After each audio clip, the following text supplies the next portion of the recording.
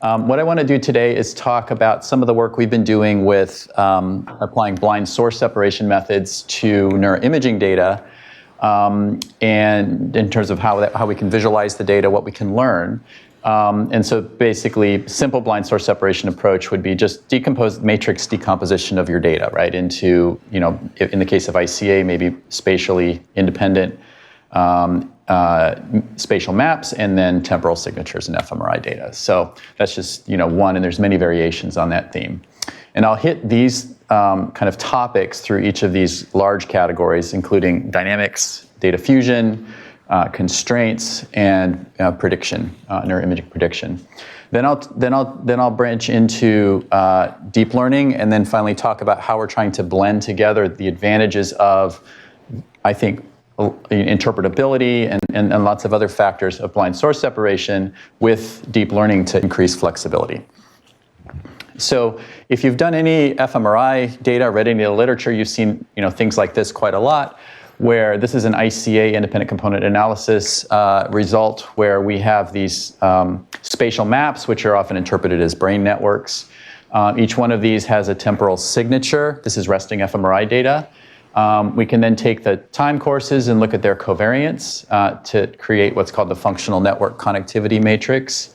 We often see modular patterns here. For example, the visual areas here tend to be highly correlated in a block, right? You can see that there. And then the spectra. And so this kind of information then can be looked at in lots of different ways going forward. However, that approach is a fully data-driven approach, and so it can be hard to compare across studies. So if you want to compare across studies, or if you want to do a cross-validation, doing a group analysis and then kind of subdividing it up, you want to be concerned about potential data leakage. And so we have started to do a lot more of an approach like, can we somehow get this off? Or it's there. Okay. Oh, it just randomly comes up. Anytime somebody joins or leaves or something, got it. Pops up and. Okay. Sorry. That's fine. It'll go away. No worries.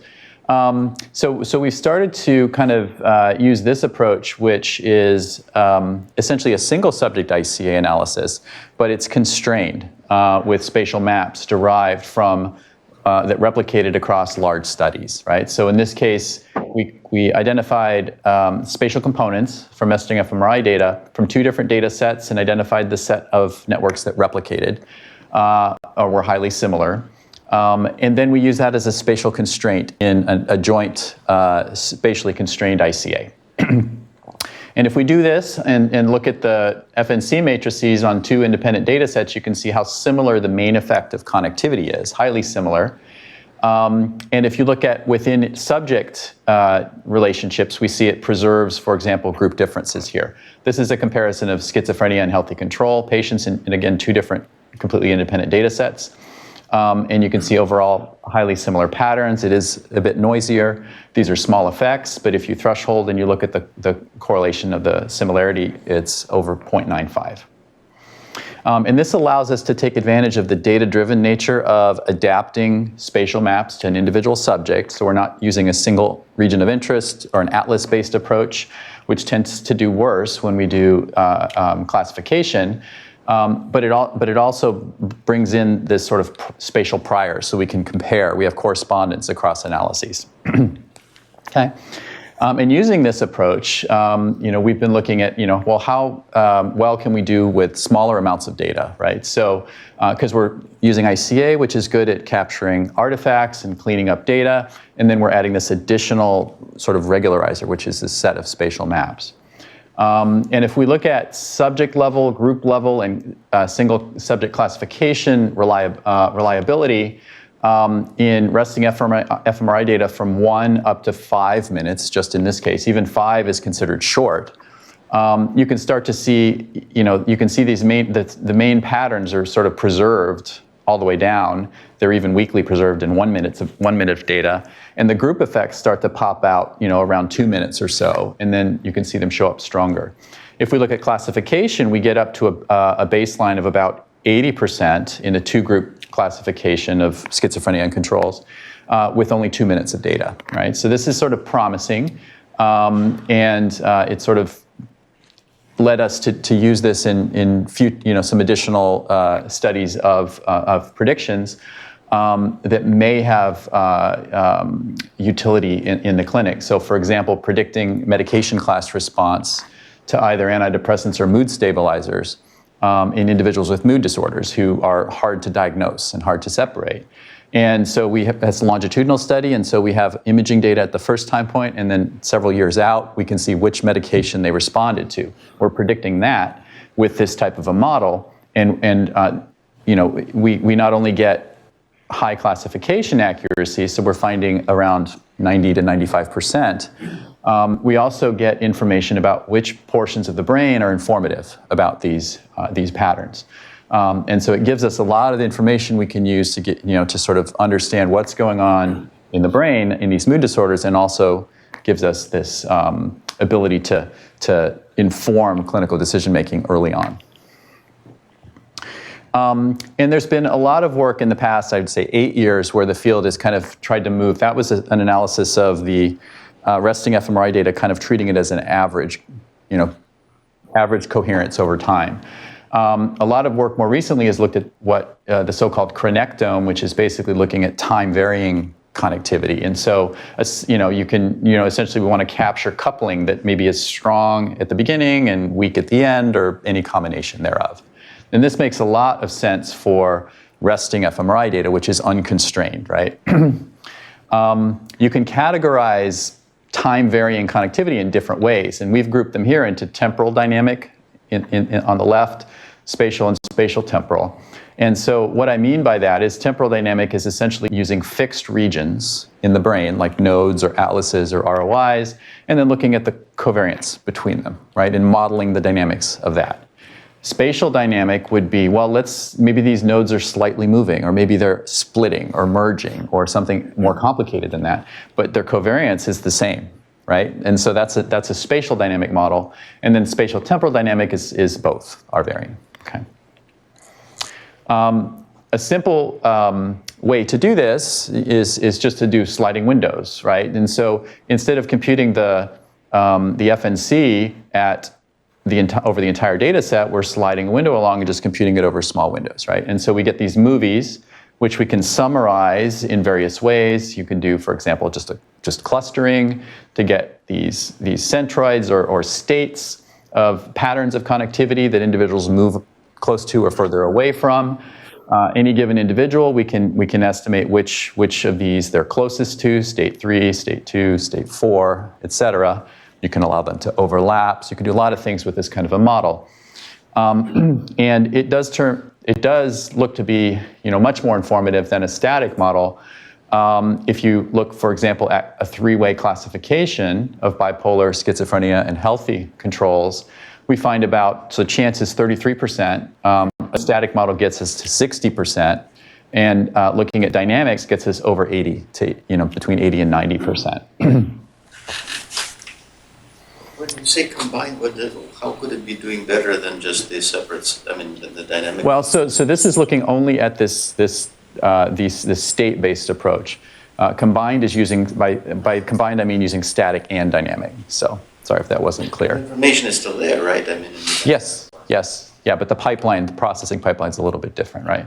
You're presupposing a slide I'll show you in a second. I'll come back to it, but spatial dynamics is obviously looking at sort of voxel-wise changes, right, or region-based changes. And you can model spatial dynamics in lots of different ways. Here I've got 2 hierarchical and flow-based models. And so a hierarchy would be, well, maybe I estimate networks at a very fine-grained level, and then I look at a larger scale, and those basis sets are temporally combined, right, over time. That would be kind of a hierarchical model. Maybe they merge at some points, maybe they overlap at other points, or don't overlap at other points. A flow-based model would be estimating a full voxel-wise pattern that changes over time for each network, right? And so if I do this, for example, for the default mode network, I have 3 states, 3 sort of patterns that I've estimated, and I can look at any given time point, I can calculate how much overlap there is between the states, and I can map that here, for example, and see this posterior cingulate region is sort of engaged in all 3 states at most of the time points, whereas this one is more uniquely state 2, right? Again, lots of things you can do with this. It's kind of fun to play with these kinds of things. You have to figure out, and come up with some additional metrics for, characterizing spatial patterns, spatial change over time, things like, there's a lot of, work in this space in other domains, but not so much in fMRI. One of the things that sort of convinced me that this was a useful model was this approach where we're looking at traumatic brain injury. We essentially did sort of a sliding window. It's a fully data-driven approach, but we included not only the time series, but its temporal derivative, its first temporal derivative.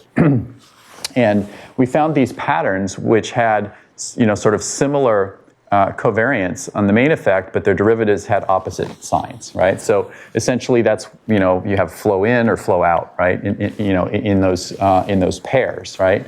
And so if we group these together, it's it's kind of like you can think of it as sort of an oscillatory model or an attractor type model, although we're not explicitly modeling a dynamical system here.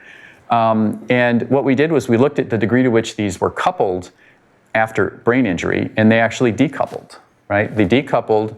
They partially recovered 4 weeks later, and they fully recovered 4 months later after injury was recovered. So again, just sort of highlighting the potential of leveraging this kind of information for informing us about brain injury.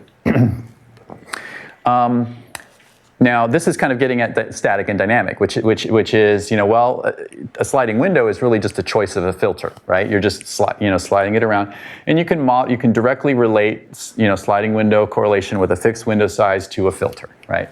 And well, why stop with one, right? We can do a filter bank, right? So we can look at a whole bank of filters. They can be arbitrarily designed in whatever way is meaningful to what you want to study. Here we just looked at filters that just covered different bands, different frequency bands from low to high, right? In doing that, we can capture quite accurately both low frequency fluctuations in time. A sliding window does well at that, and also high frequency fluctuations where a sliding window does terrible, right? At least for the standard window size. And so it gives you these, again, states here, but you also can see the degree to which they're spectral, they're spectrally changing in terms of this one, for example, is very low frequency, right? This one is kind of broadband with some high frequency content, right? And then sort of the last sort of dynamic slide here is other directions we can pursue as well. All of these I've been talking about just bivariate relationships, sort of coupling between pairs of time courses. We can look at triplets or quadruplets or different model orders, right, between them and sort of arbitrarily capture that information. It gets very complicated very quickly because it's combinatorially it expands and then it gets hard to visualize and all of that.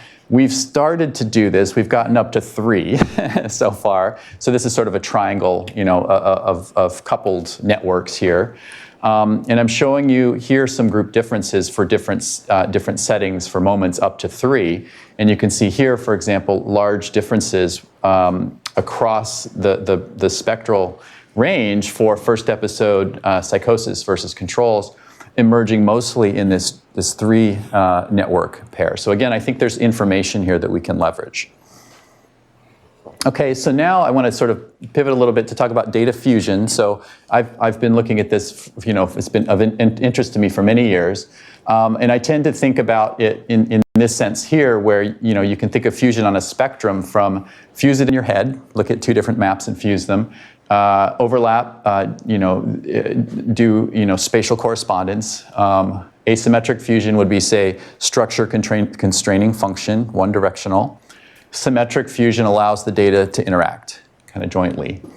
In other ways, people have talked about fusion as early or late, which is, I want to sort of combine them early in the phase before I've reduced it down too much into small, low-dimensional features.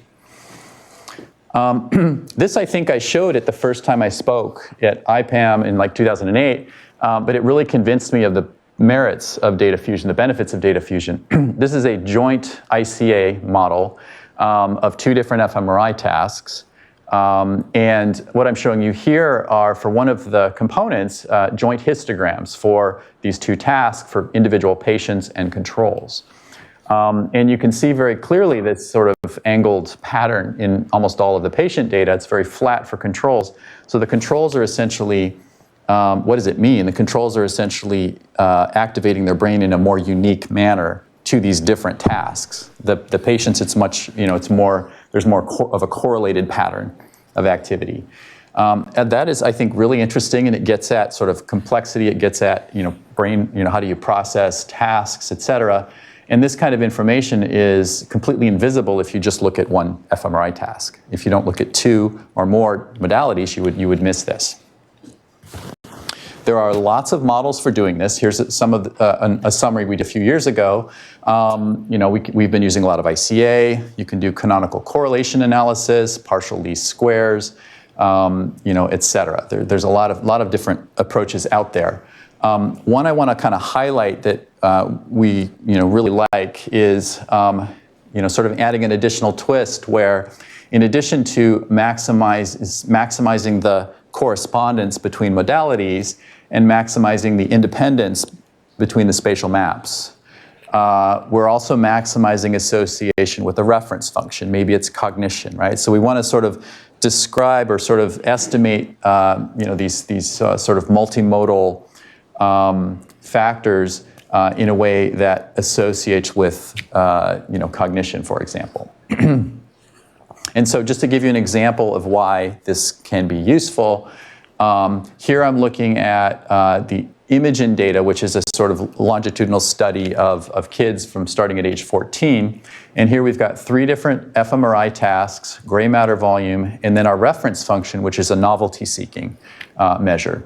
And so we did a joint fusion using that MCCAR plus joint ICA. It's essentially canonical correlation analysis plus joint ICA coupled together to gain some of the benefits of both.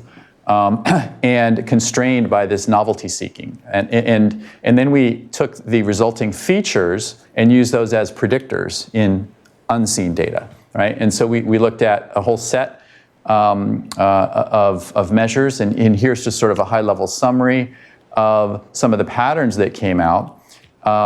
And what we're doing here is looking at 14-year-olds and using these scores. These are not, clinically, these are not patients at all, right? These are just sort of indicators of, alcohol use or smoking or hyperactivity or depression or psychosis.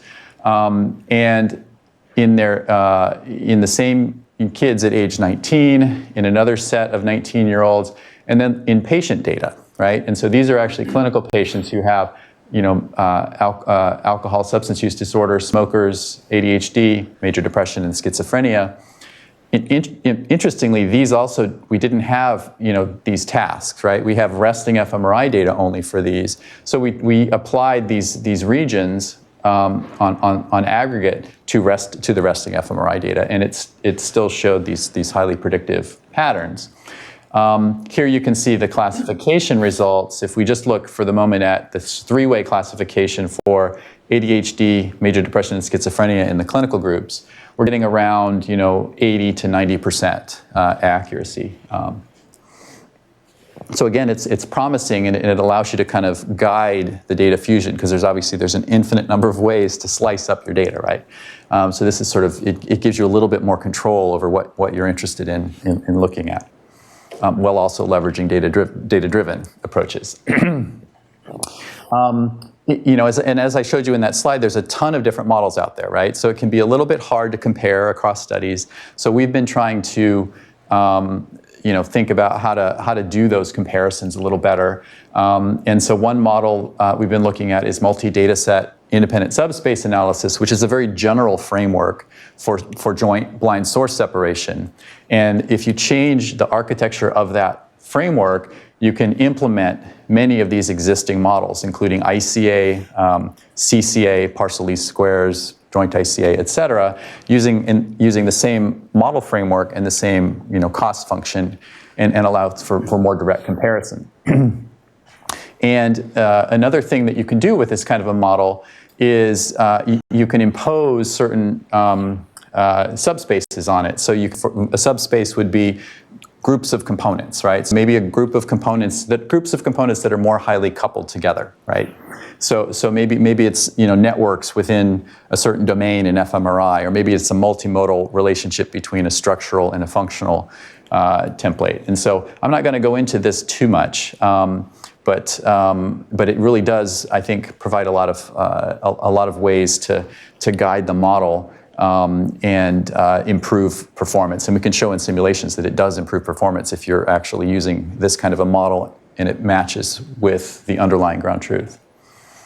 And here's just an example where we've implemented a model developed with Tulay Adali called Transpose IVA in the context of this MISA framework, right? And so we simply implemented it in MISA, and we looked at 3 different modalities: structure, fMRI, and diffusion. And we then evaluated, how it performed in 2 different multi-site data sets. One was a UK Biobank data set, so these are sort of kind of control individuals, typical individuals, and then we have a patient data set. And so, I'm not really going to go into depth in these in the results, but we essentially, what comes out of the model are these patterns, right, for structural MRI, functional MRI, diffusion. And we've modeled it in various ways in this paper here. We looked, for example, at a brain age model in UK Biobank, where you're estimating brain age, and then you're looking at the deviations from that model as informative about, is your brain younger or older, right, than the model. And we can also look at classification of patient groups. Here, I just wanted to highlight, so data fusion is, in a sense, we have, in the previous example, we had the spatial maps for all of the modalities, right? But what we really have for fMRI is a full time series, right? And so we flattened that down in some way, right? In the previous slide, it was the amplitude of the low frequency fluctuation, essentially a spectral power measure, voxel-wise.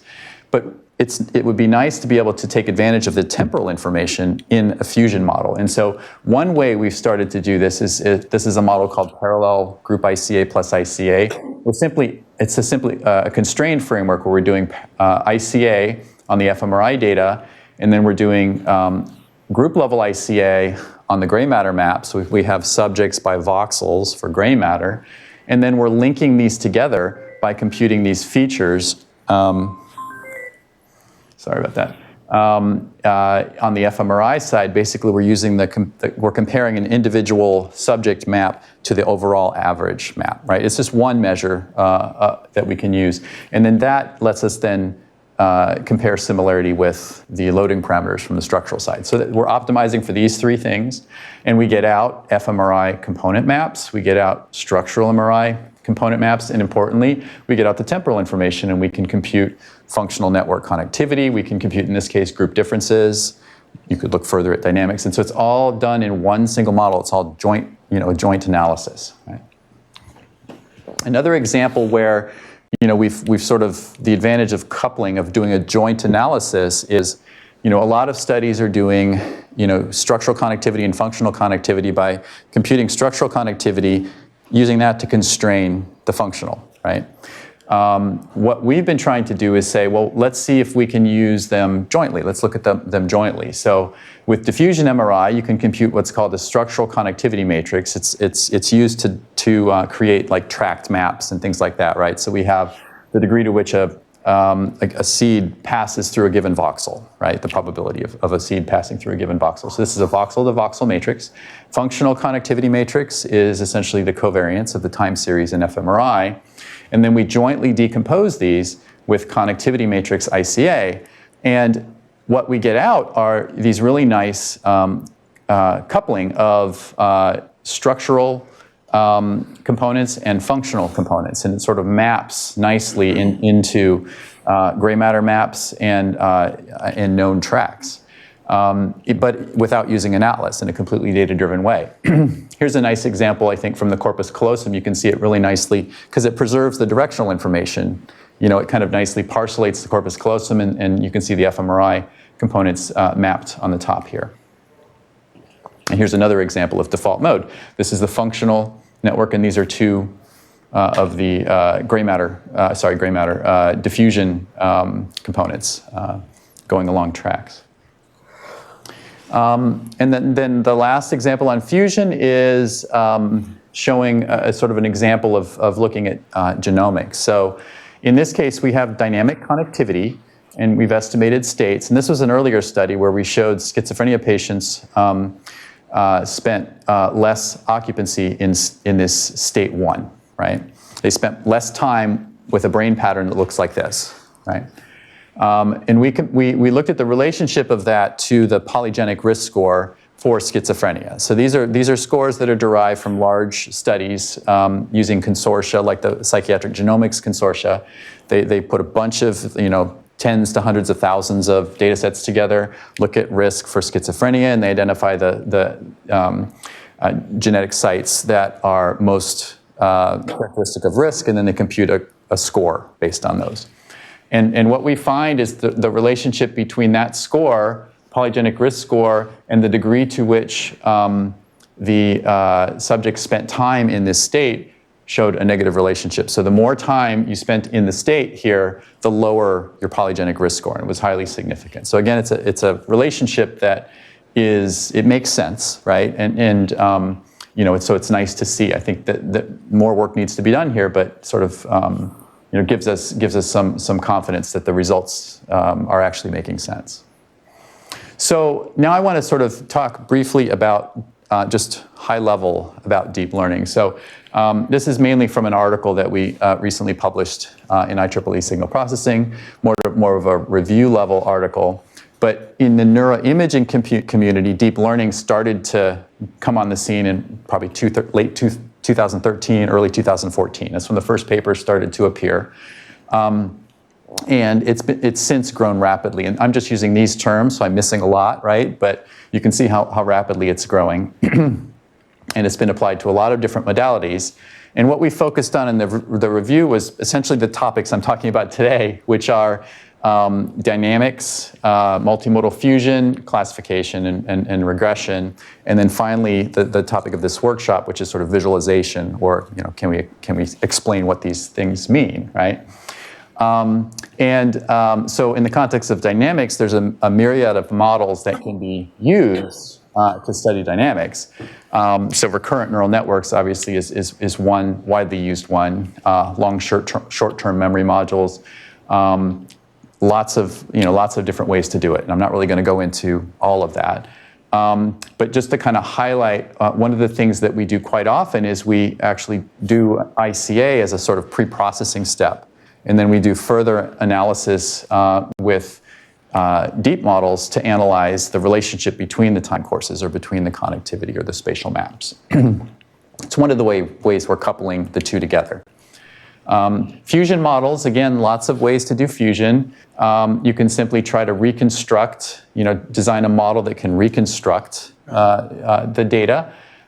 You can focus on cross-modal correlation. So an example would be like a deep canonical correlation analysis where we want to look at nonlinear relationships, not just linear. Or we could look sort of more kind of early fusion where you sort of allow the data sets to interact more.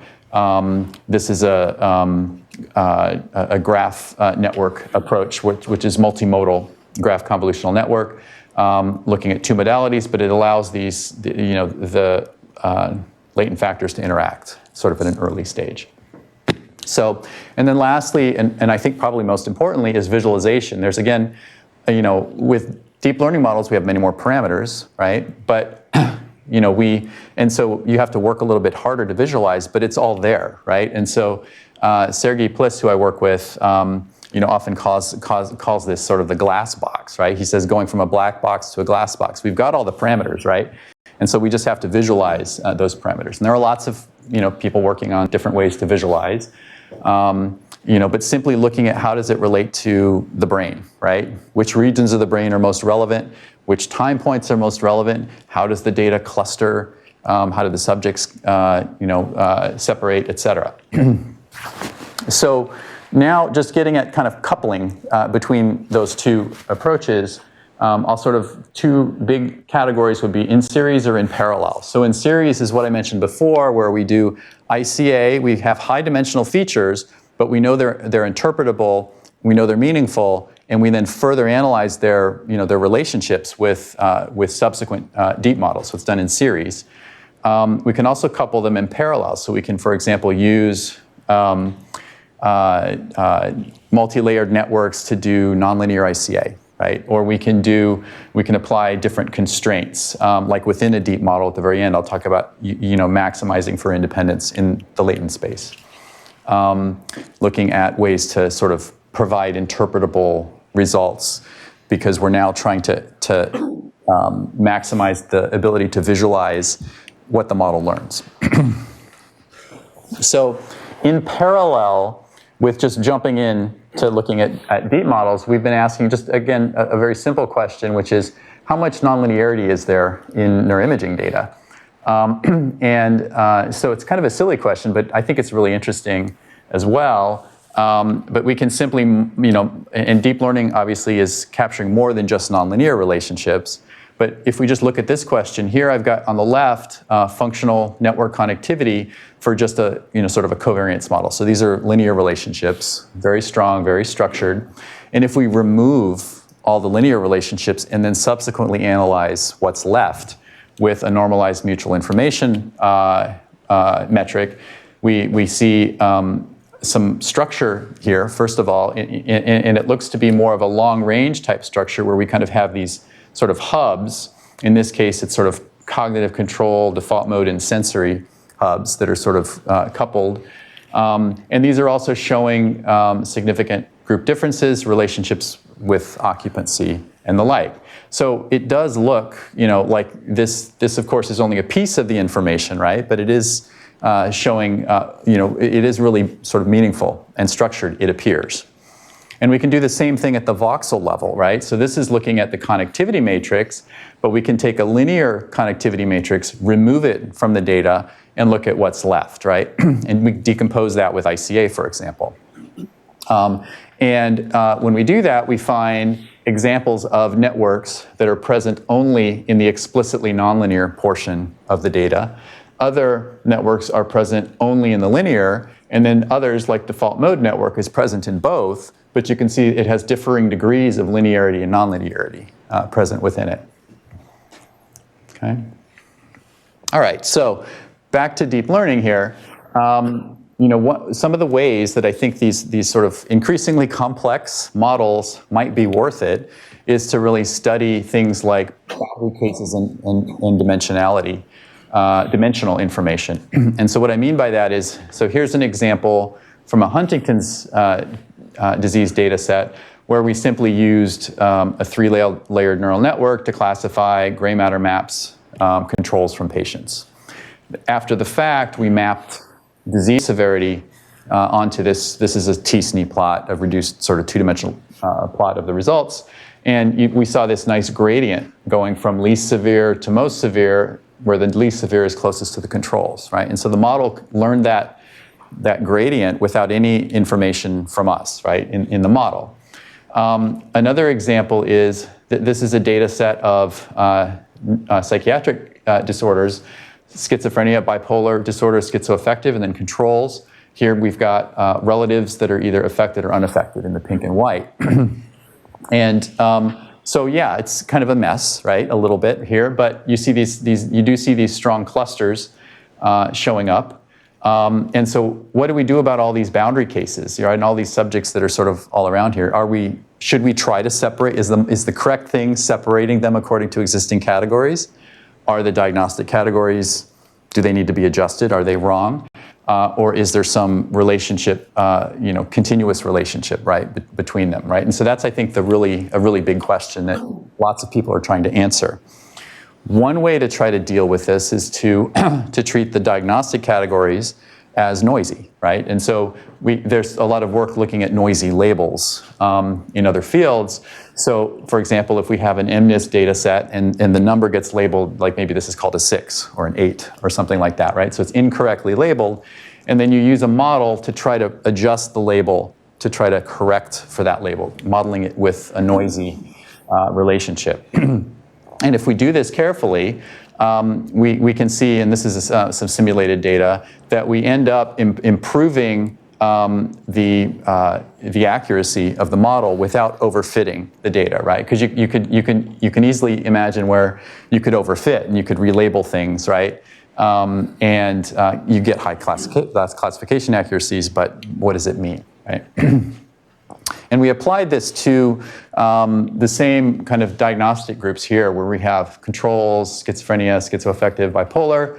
And this is structural data, which is generally not as informative about, for classification purposes, for example, for schizophrenia even. And so this is the original projection of the data, and this is after the relabeling, or the noisy labeling approach.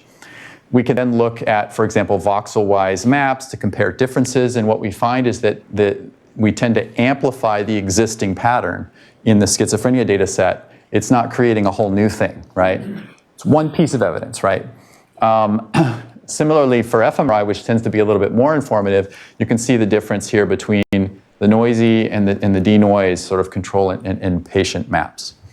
Obviously, a lot of work left to be done here, but I think it's one interesting way to think about this is, how do we suggest to a physician, well, maybe this category needs to be looked at further, right? Another way to kind of learn from the data is to inform the model architecture by the data, and then use that learned model architecture to tell us something about the brain. And so this is some work by Ishan Bhatta, where he was basically classifying patients versus controls, and he was optimizing that classification by tuning the number of layers in the model, so 0, 1, or 2. And so this is an example from fMRI. This is a joint structure function model. And so, for example, what we ended up finding was that it took more layers to model the relationship between cognitive control regions and sensory regions than it did to model the relationship between, for cerebellum and subcortical regions. And so we kind of flipped around, the model a bit. So now we're learning about the brain by looking at the resulting model architecture. And then you sort of, a lot of people are using these types of approaches to do classification. That's such a low-dimensional measure. I think we really need to go beyond just let's report a classification result and stop there. And I think the field is becoming more and more aware of this. But here we've got an example where we've applied essentially a sort of a branched architecture where we have genetic data, structural MRI data, and functional MRI data. And we use different, 2 or 3 or one-dimensional convolutional neural networks, and then we fuse it sort of at the later stage here, and we train it on individual modalities and pairs of modalities and triplets of modalities. And the idea is we want to also allow for the model to be able to be used if we're missing one or more modalities from a given subject, which happens quite a lot. And so once we train that model, then we can compute salience maps, right? And sort of visualize spatial regions, genetic sites, functional connections that are relevant to the classification. And the classification accuracy in this case was higher than it was for any of the unimodal, although they all did relatively well. Okay, so then going a little bit further, which is, again, back to the fMRI, the time series, right, which has been challenging to model. We can train, this is some work by Sergey Pliss and Usman Mahmoud, and we can train a model, which is essentially a recurrent neural network model, in a self-supervised way. So what we're learning, and we're training it on data that doesn't have clinical subjects in it, and what we're using to train it, what we're optimizing for is the mutual information, the local mutual information relative to the global mutual information. And so they came up with this mutual information local to context, or whole milk model, and it works pretty well. They basically trained the model in UK Biobank data, so thousands of subjects, not patients, And then they went to smaller clinical data sets, and they tuned the model to identify and classify autism spectrum disorder, schizophrenia patients, and Alzheimer's. And then using salience, you can identify temporal features, right, in the fMRI data that are relevant to the classification, and look at their properties. For example, they looked at spikiness. And they found that schizophrenia patient time series were more spiky than Alzheimer's than autism spectrum. So the kind of take home for this was that pre-training works. There's a lot of studies that have shown this, and you can then get away with smaller data sets if you can do pre-training on your models. It's important to visualize this information. It can be sort of meaningful, and as I've already mentioned, the result with spikiness. This is an unsupervised classification approach from Weijing Yan. Again, here we're taking ICA output as the input to the deep model. We have both spatial maps and time courses. And then visualizing the model output after the fact and doing clustering. And so what we found when we did this was that the schizoaffective group was split into two different clusters. And you can kind of see that here. Schizoaffective has obviously got a mood component as well as a sort of psychosis component. Both of these clusters showed significant symptom scores, but their symptom scores were different, right? So we found more sort of negative symptom factors in cluster 1 than cluster 2. And then the last few slides, we can try to, instead of doing this sort of sequential, we can try to do it jointly. So this is some work from Apo Hyverinen where he's trying to estimate a nonlinear ICA model using a contrastive learning approach. And then you can compare, for example, the networks that come out for the nonlinear versus the linear ICA, see clear differences there. And they also looked, for example, at the time series information, and they found these sort of repeating sort of temporal primitives that were showing up recurrently, repetitively throughout the time series data. And so you can see the sort of chirp-like one and this sort of blip on and blip off. Right. I talked a little bit about spatial dynamics, and so in spatial dynamics, we want to estimate a four-dimensional model which has X, Y, Z in time for each network. So it's really five-dimensional, right?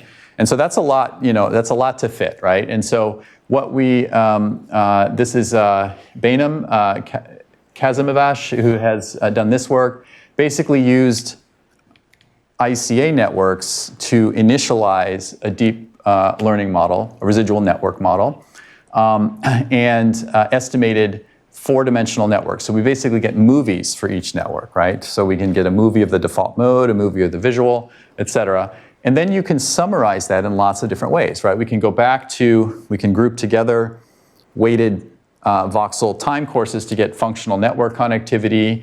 We can average over time to get the spatial map, the static spatial map. We can look at changes over time. We can do clustering over time, and here we can see some different clusters that showed up in the motor network.